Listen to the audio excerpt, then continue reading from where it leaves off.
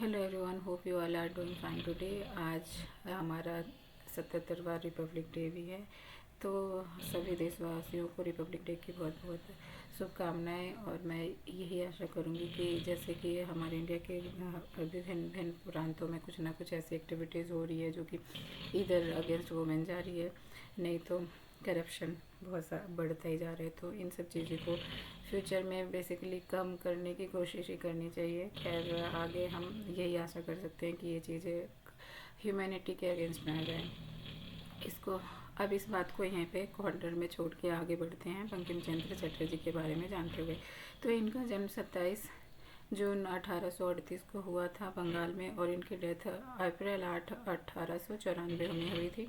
कलकत्ता में ऑथर थे ये, और एक बंगाली बेसिकली ये बंगाली लैंग्वेज में अपनी जो बुक्स वगैरह जो पब्लिश करते थे उनकी बंगाली लैंग्वेज में होती थी। इनकी फैमिली बहुत फुल इस्टेब्लिश थी उस टाइम पे, और ब्रिटिश जो लोग थे उनके साथ उनका उठना बैठना बहुत अच्छा था।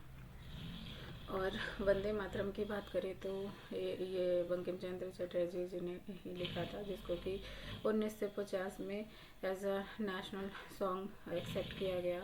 और यहाँ पे बेसिकली जो it was written in Sanskrit और बंगाली दोनों लैंग्वेजों में लिखा गया था बंकिम चंद्र चटर्जी ने 1870 में, and it was first published in 1882 में फर्स्ट इसको पब्लिश किया गया। और बोला गया कि part of Chatterjee Bengali novel Anand Math से इसको लिया गया है।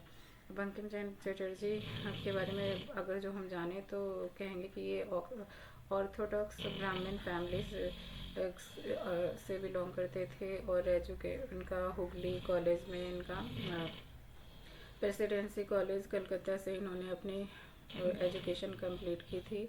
और उसके बाद 1858 में उन्होंने से लेके रिटायरमेंट तक 1891 तक उन्होंने सर्व किया as a deputy magistrate in the Indian civil service में।